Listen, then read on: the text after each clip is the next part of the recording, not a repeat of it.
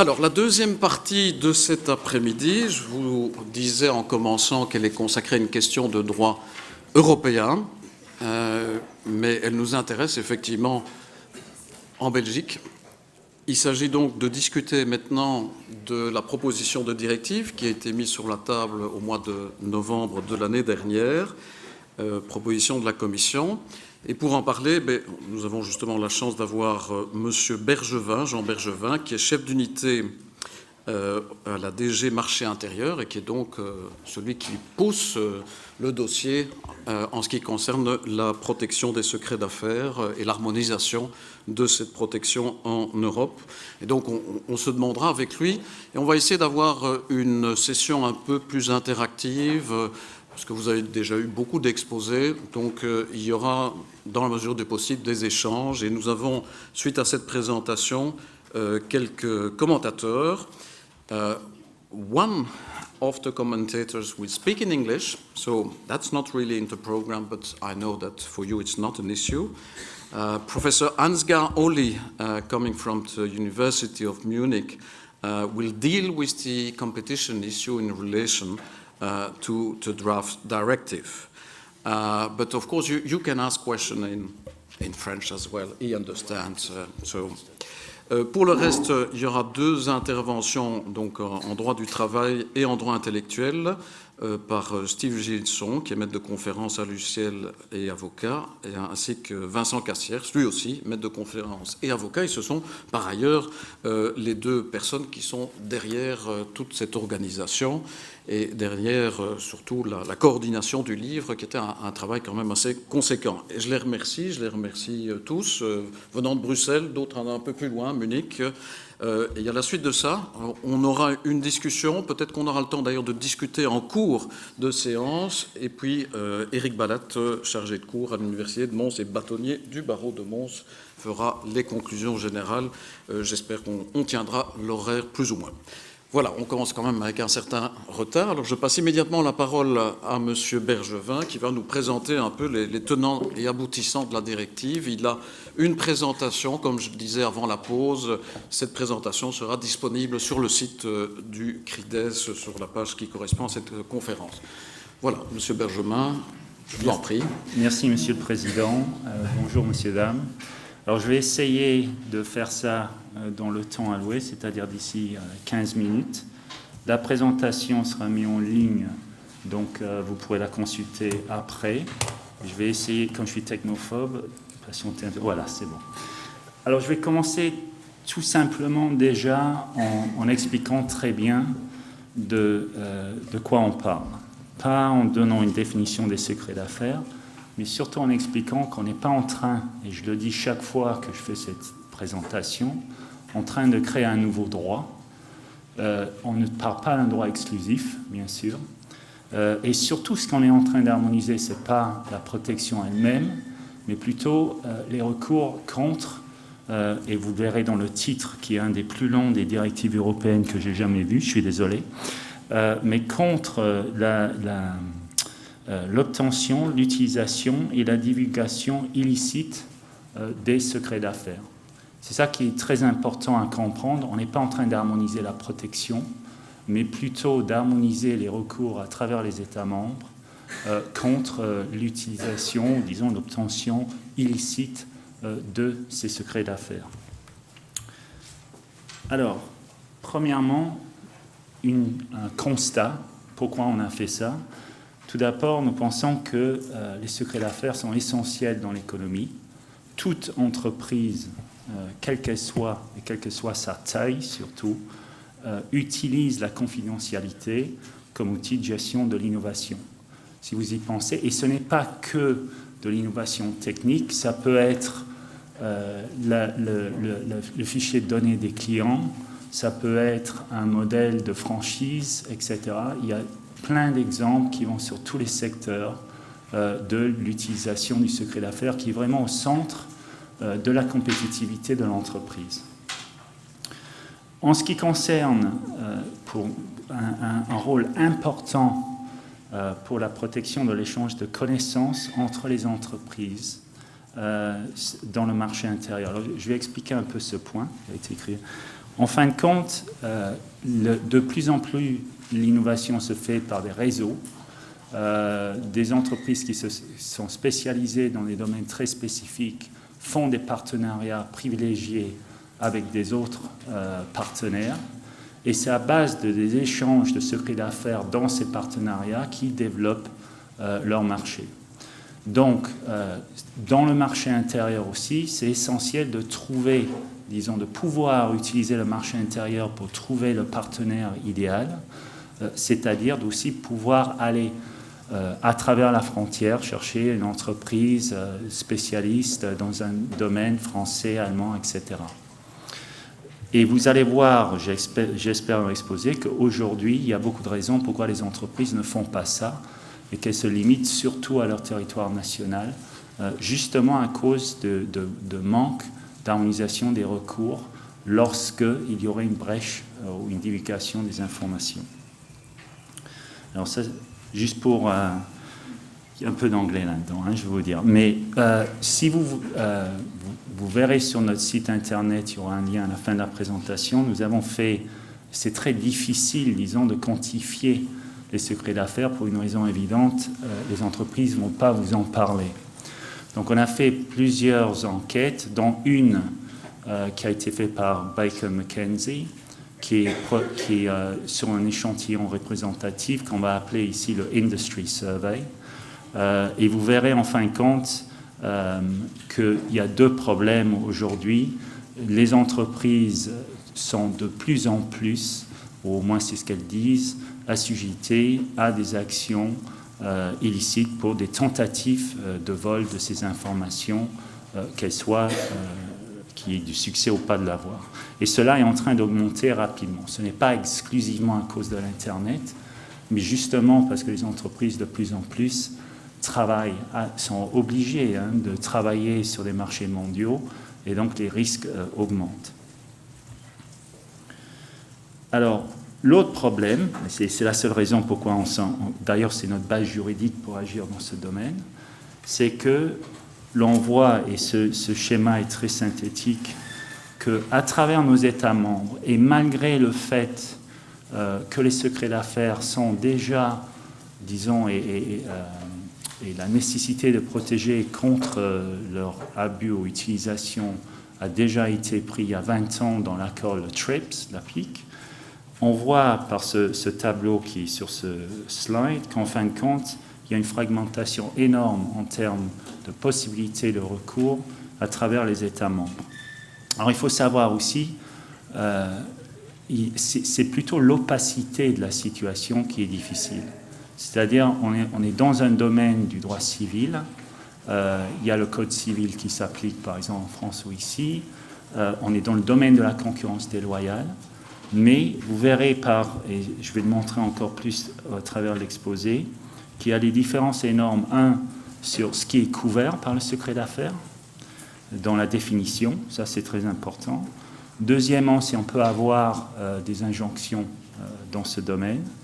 Et troisièmement, je crois, ce qui est un point assez clé, est-ce que le secret d'affaires peut être gardé ou est-ce qu'il y a des conditions de confidentialité lorsque vous allez litiger contre un vol pour garder le secret d'affaires, même dans les procédures, préservé dans un cercle limité de personnes. Le fait que vous devez le dévoiler en cours ouvert veut dire que vous n'allez jamais litiger contre un tel vol. Donc ça, c'est un troisième élément qui est clé. Bon, ceci, je vais courir un peu, mais pour vous expliquer, le problème est là.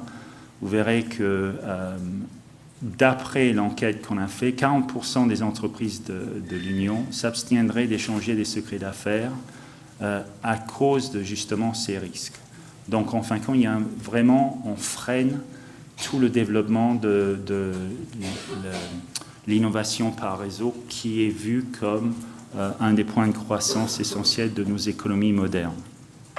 Et deuxièmement, je crois, ce qui est assez important, c'est que ces actes ont des impacts énormes. Alors vous verrez à gauche que c'est surtout entraîne des pertes de vente, mais vous pourrez certainement trouver des PME qui n'existent plus d'ailleurs, qui vous expliqueront que grâce au vol de secret d'affaires, ils ont perdu carrément leur marché. Donc c'est vraiment des éléments clés. Alors qu'est-ce qu'on a proposé ? Je fais rapidement parce que j'aimerais plus les questions après. N'hésitez pas à m'interrompre si vous pensez. Premièrement, l'objectif est celui-ci qui est mis là, d'améliorer l'efficacité de la protection juridique des secrets d'affaires contre leur appropriation illicite dans le marché intérieur. J'insiste sur ce point toujours parce que, comme je vous ai dit, on a une tendance de dire on a harmonisé le secret d'affaires, ce qui n'est pas du tout le cas. Ce n'est pas un droit exclusif. Ça, c'est l'objectif clé, et pour les raisons qui sont mises là. Alors, ce n'est pas du pénal, nous ne faisons pas de l'harmonisation pénale. Un objectif, on aurait pu arriver à l'objectif, par exemple, en faisant une recommandation auprès des États membres d'améliorer, si vous voulez, le système ou clarifier, disons, comment ces recours étaient faits dans les États membres. On a décidé de ne pas faire cela pour une simple raison, je vous ai déjà dit, ça fait déjà 20 ans que le TRIPS est en place et comme vous avez vu sur le tableau précédent, la fragmentation est toujours là. Donc il n'y a pas de raison de penser que si on faisait une nouvelle recommandation, ça changerait grand-chose. Donc on est passé à une proposition de directive et donc une harmonisation de la protection dans le droit civil. La base juridique, comme je vous dis, ça c'est essentiel, et l'établissement du marché intérieur. Donc notre thèse, si vous voulez, c'est qu'à cause de cette fragmentation des procédures de recours, les entreprises ou les utilisateurs, les détenteurs de secrets d'affaires n'iront pas faire des partenariats dans d'autres États membres et de ce fait, on perd sur l'efficacité économique, si vous voulez, de l'Union européenne. Ça, c'est notre base. Alors, qu'est-ce qu'elle dit ? En fin de compte, il y a 3 éléments clés. Premièrement, la définition. Et vous voyez, il y a 3 critères. Alors là, c'est du français. Je ne sais pas si c'est du franglais ou quoi. Mais le secret relatif, c'est-à-dire l'information est secrète. Ça, c'est assez élémentaire, je dirais. Deuxièmement, qu'elle a une valeur commerciale. Et troisièmement, que l'entreprise ou le détenteur a pris des mesures raisonnables pour la protéger. Très général, mais complètement fondé sur ce que vous trouvez dans l'ADPIC.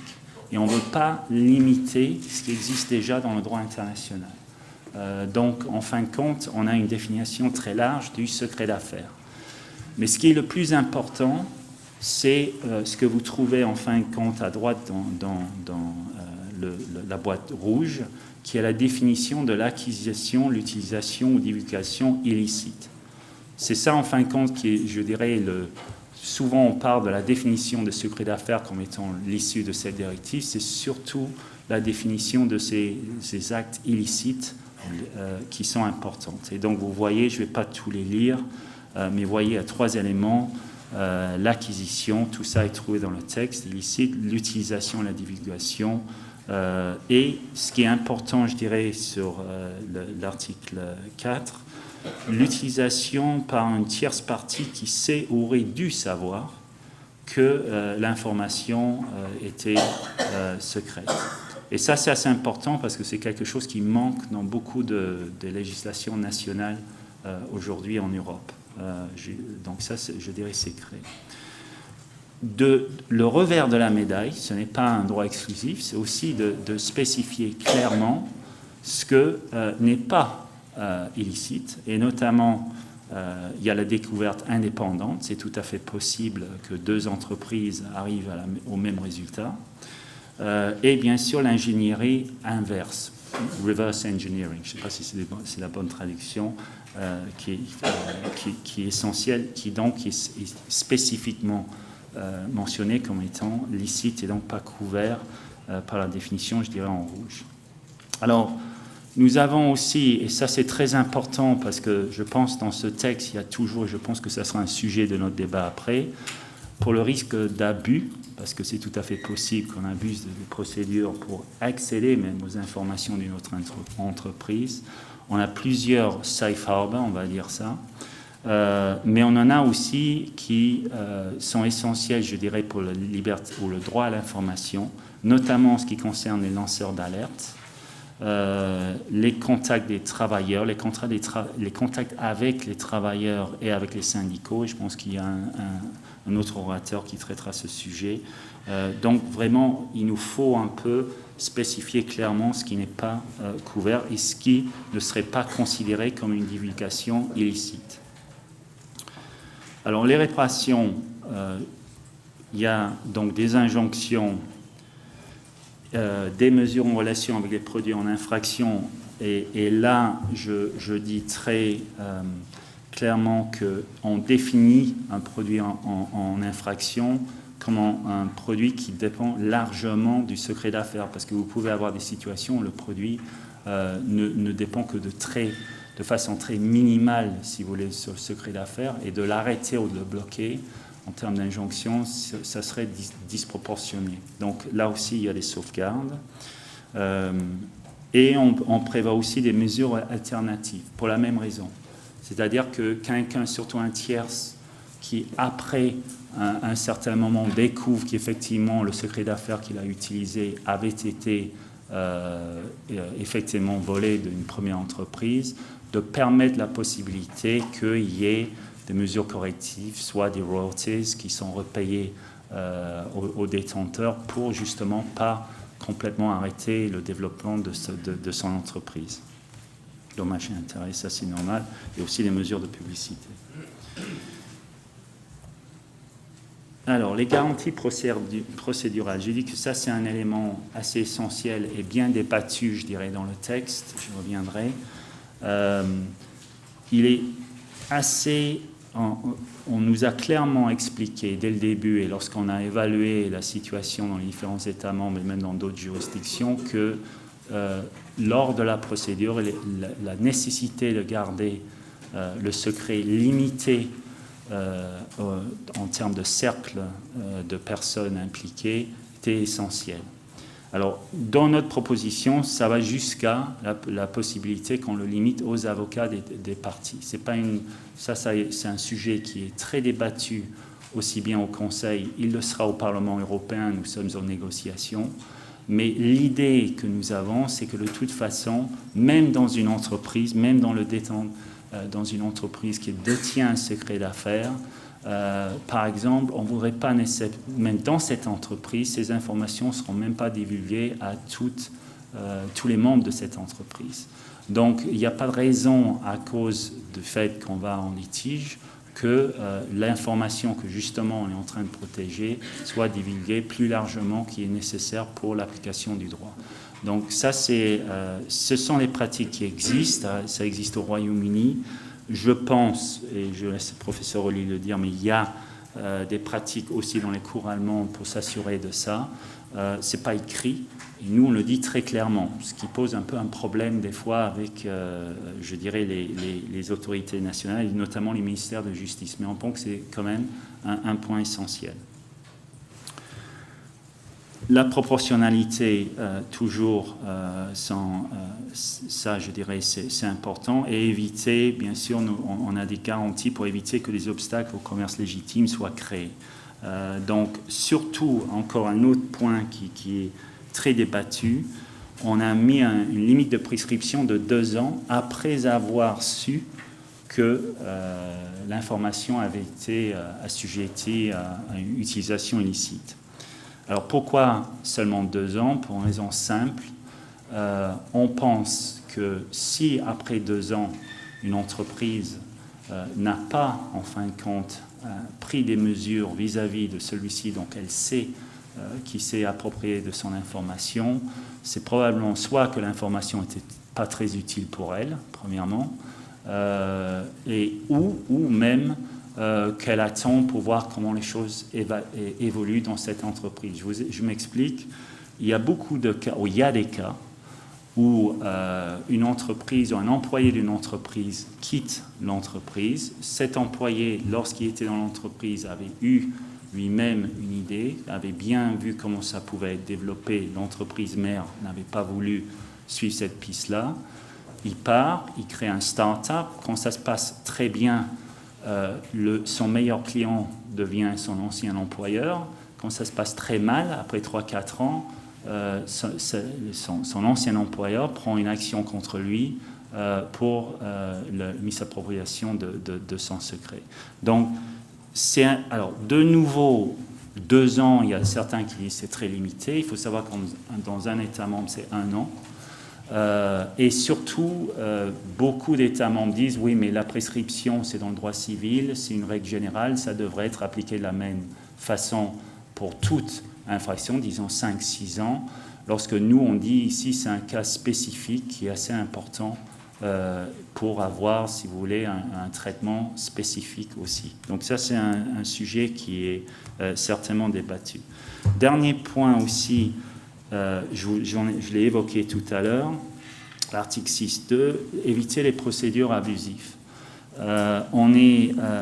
On prévoit, dans une situation où il y aurait une procédure abusive, que celui-ci qui a été assujetti à cette procédure, lui-même pourrait chercher des sanctions contre celui-ci qui a lancé l'action.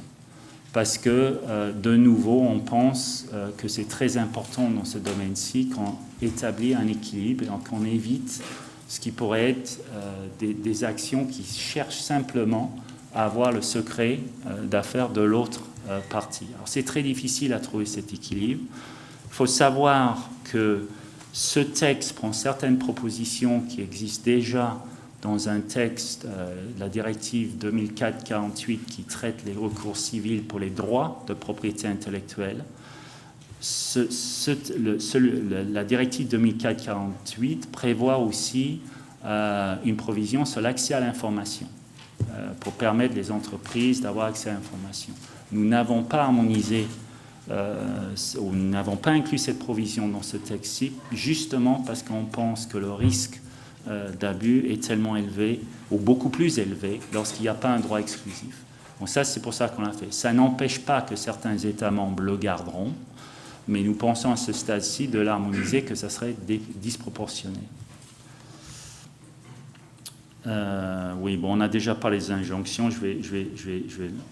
Alors, qu'est-ce qu'elle n'a pas proposé? Alors ça, c'est un peu pour anticiper peut-être des réponses sur la chose. Comme je vous dis, pas de règles spécifiques sur l'accès à la preuve ou les mesures sur la conservation de la preuve. Pas de discussion sur des mesures ex parte qui existent de nouveau dans le domaine des recours civils pour les droits de propriété intellectuelle. Et pas de règles, bien sûr, sur le contrôle spécifique aux frontières de l'Union pour les produits importés des pays tiers. Alors, vous allez dire, lorsqu'on parle du vol du secret d'affaires, souvent on dit il n'y a pas de problème en Europe, c'est surtout à l'étranger. Bon, premièrement, on ne le croit pas. De ce que les entreprises nous disent, on n'est pas tous des anges en Europe non plus. Des fois, c'est pas malfaisant, mais soyons clairs. D'autre part, souvent, ce sont des cas un peu, disons, mélangés. Vous pouvez avoir une situation où il y a des entreprises qui ont fait des joint ventures avec des parties tiers et qui ont effectivement volé les secrets et après se manifestent sur notre marché. Dans ces cas-là, ils seraient certainement assujettis à cette directive. La base juridique est le marché intérieur. Comme je le dis souvent, il y a des représentants des industries ici. C'est un premier pas. Déjà, mettons notre, disons, maison en ordre et ensuite, on verra vis-à-vis de l'extérieur. Il y a quand même un élément de cette directive qui est à prévoir. Lorsqu'un produit qui est considéré comme dépendant énormément de façon majoritaire du vol d'un secret d'affaires, il y a un arrêt par une cour européenne. L'idée serait que cet arrêt serait transposé par les douanes européennes pour éviter que ce produit soit importé. Donc il y a quand même un élément, un premier élément dans le texte qui pourrait traiter ce problème-là.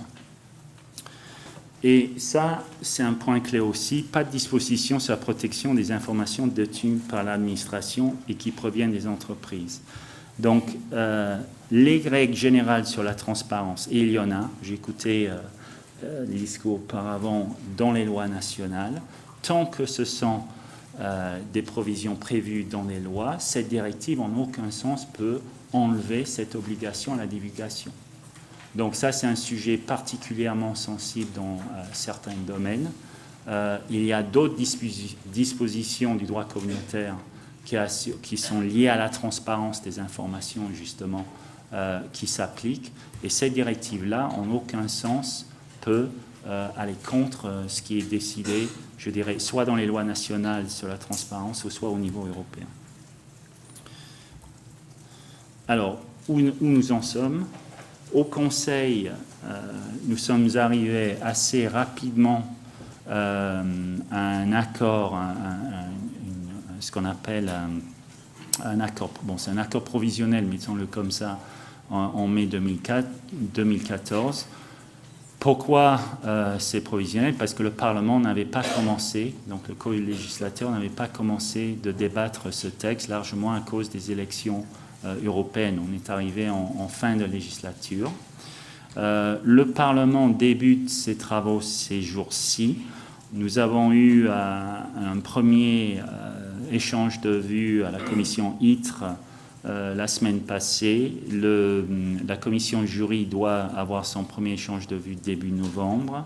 Et l'INCO, on n'a même pas encore un rapporteur. Les rapporteurs sont donc les parlementaires qui sont à titre de préparer les rapports, l'avis du Parlement. La commission chef de file sera la commission jury.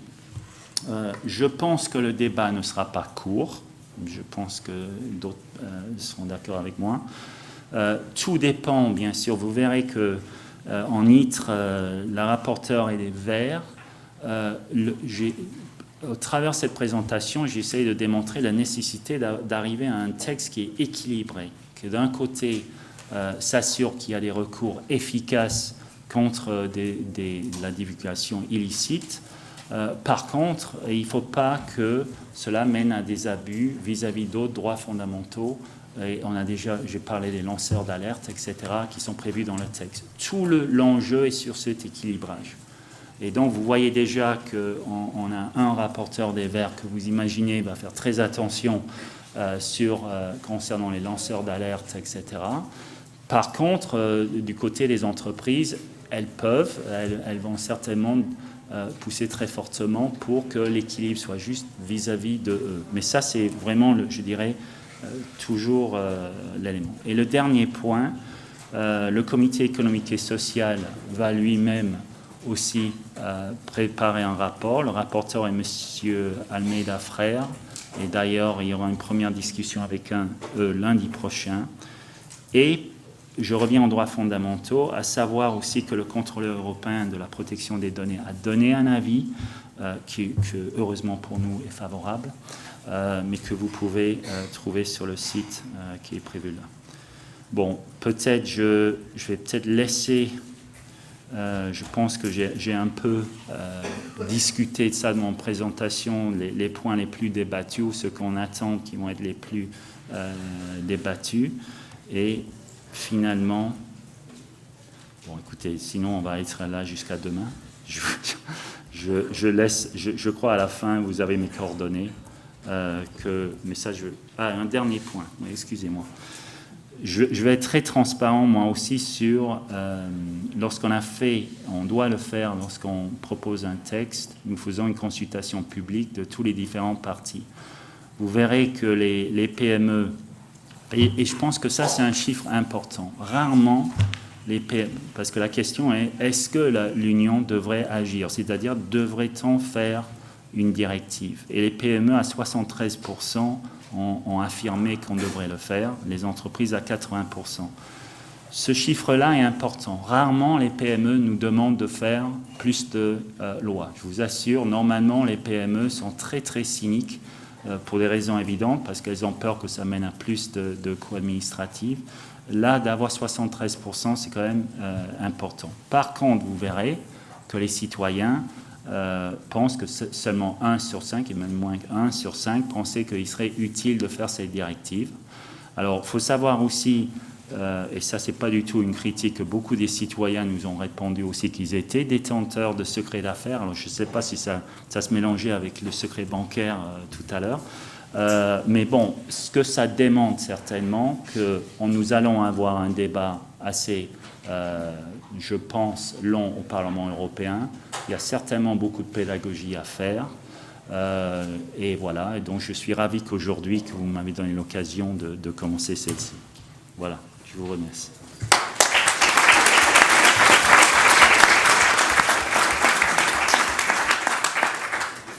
Merci beaucoup. Alors, commençons l'échange et je pense que je peux encore me permettre de vous poser quelques questions.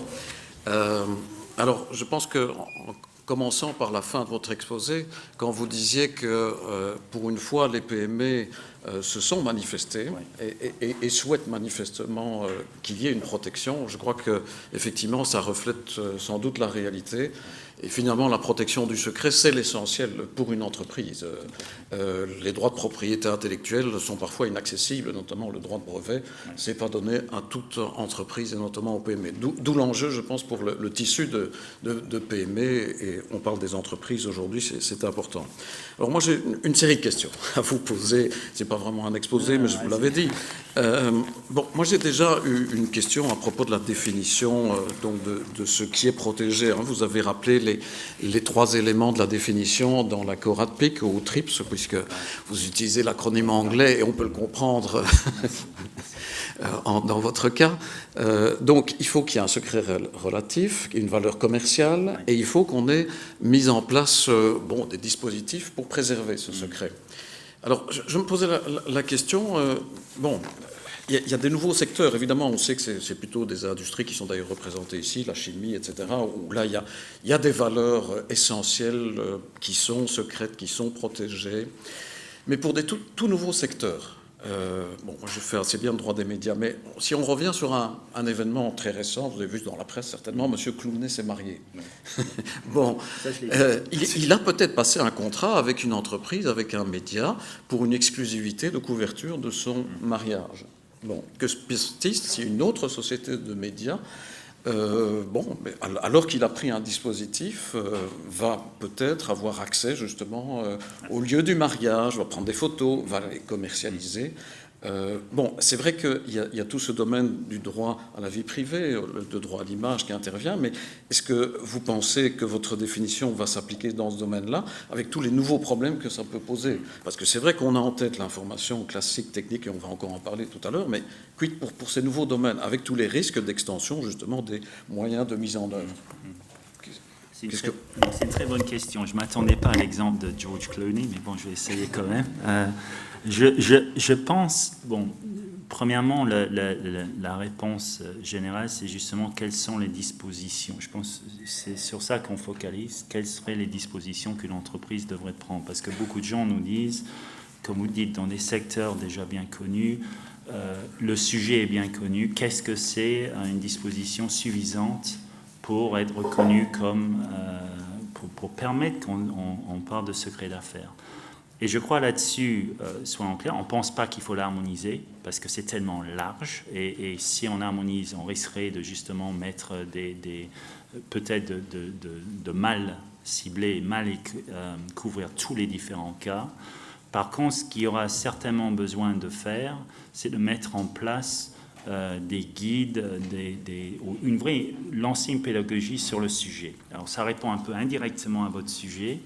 Mais je pense honnêtement, dans le peu de temps, ça fait maintenant 3 ans que je travaille dans ce domaine, lorsqu'on en parle aux entreprises, et je pense qu'il y en a certains qui pourront le dire ici aussi, et même dans des colloques, on trouve souvent les entreprises qui parlent beaucoup de ça sont ceux qui ont souffert de l'action elle-même.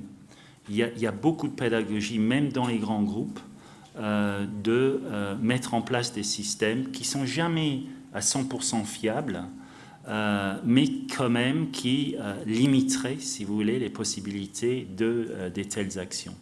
Alors, dans le cas des mandiers, alors effectivement, peut-être Clooney avait dit qu'une seule, je ne suis pas sûr qu'il l'ait fait, peut-être vous êtes dans le secret des dieux, mais je pense une seule compagnie de médias où il allait se marier, je pense que tout le monde savait, où il y avait des idées avec qui il allait, mais avec qui il allait se marier, c'est le jeu de l'anglaise.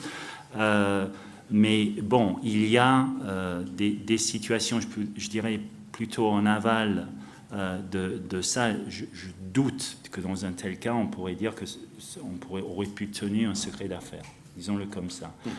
Mais ça revient à mon point de départ, je crois qu'effectivement, il faudra, pendant le temps, espérant que cette directive soit adoptée, elle n'est pas encore, on est en train de la négocier, mais pendant ce temps-là, et aussi avant l'échéance de l'adoption, notre but serait vraiment de développer une pédagogie là-dessus et travailler avec les différents secteurs pour voir quelles sont les meilleures pratiques, etc. D'accord. Bien, oui, je comprends. Vous êtes limité par la définition aussi telle qu'elle existe au niveau international et vous ne pouvez pas la modifier, mais le problème c'est qu'elle est assez large et que donc avec les nouveaux secteurs de l'économie justement du divertissement, il y a aussi des valeurs commerciales qu'on souhaite préserver. Alors, une autre question sur, en fait, l'objectif ou les objectifs, parce que je pense qu'il y en a plusieurs de la directive.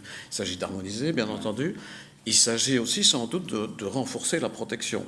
En tout cas, il y a eu une demande de l'industrie pour un renforcement. Maintenant, on peut discuter si effectivement la proposition de directive respecte ce souhait de l'entreprise. Mais alors, si on s'attarde à la question donc de l'harmonisation, en fait, votre proposition de directive est assez générale. Oui. C'est ce qu'on appelle du high level en anglais. Ouais. Alors, mais vous êtes contraint, effectivement, parce que, par exemple, on vient d'en parler, la définition de l'accord ADPIC, vous devez la reprendre. Mais alors, vous pensez vraiment qu'il y aura un effet d'harmonisation de cette directive? Vous avez cité les études préparatoires de Baker & McKenzie, notamment, qui ont constaté la divergence des outils, puisque dans certains pays, on utilise le droit de la responsabilité civile pour protéger ces informations. Dans d'autres pays, ce droit à la concurrence déloyale, ce sera le contrat. Dans un autre pays, parfois, il y a des lois spéciales, je pense, dans un pays nordique. Bon. Mais duty of confidence dans votre pays, mais tout ça pourra rester en place. Et donc, quel est l'effet d'harmonisation?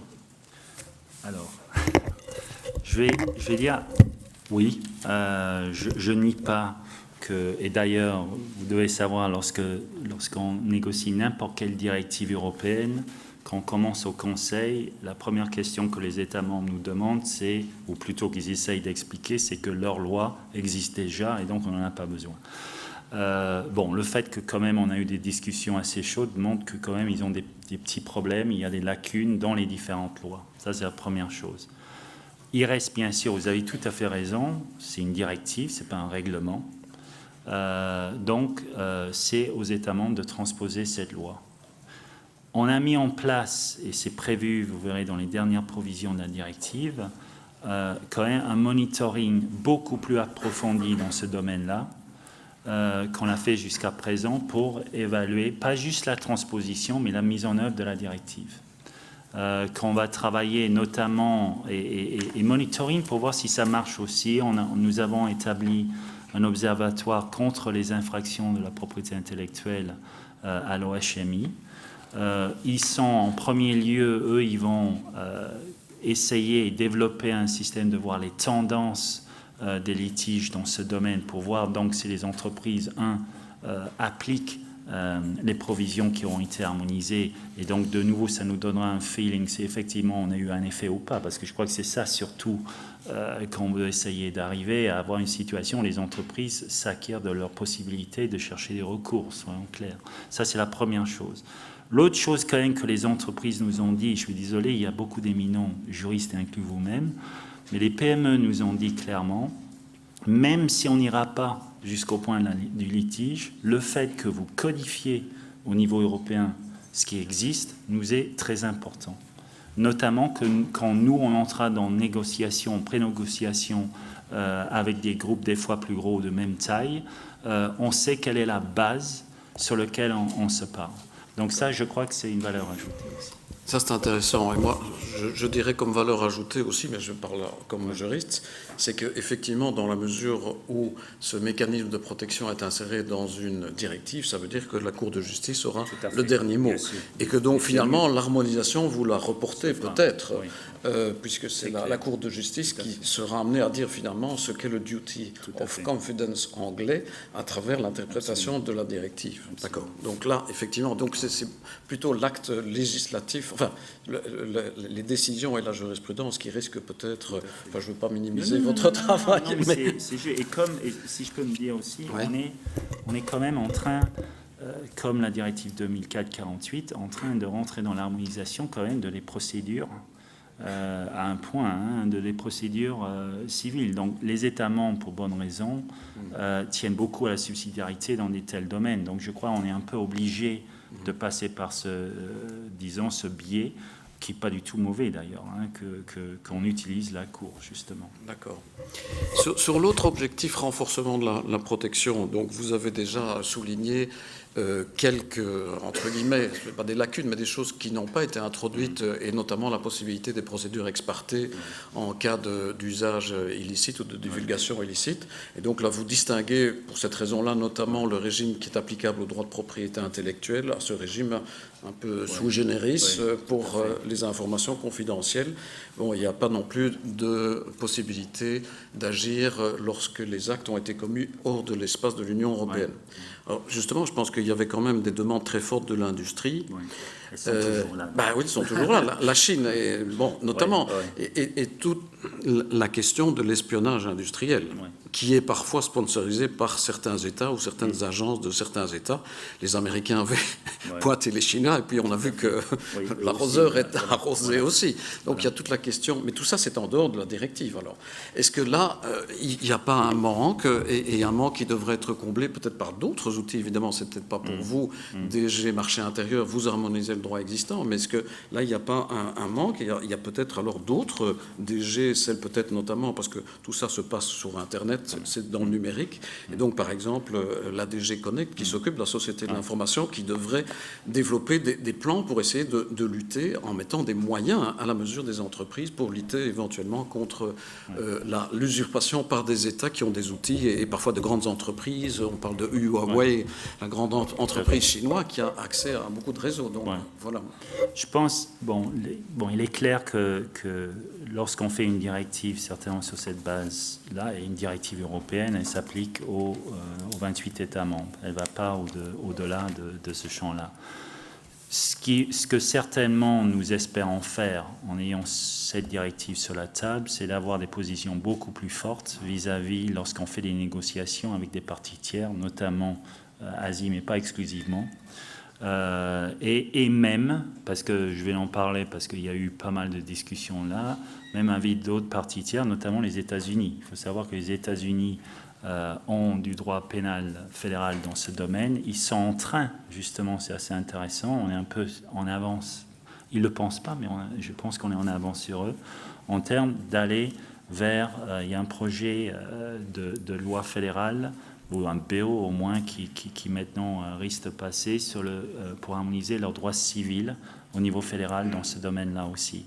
Donc ça serait le biais normal pour essayer d'augmenter la protection dans ces pays tiers. Bon, ça c'est une chose.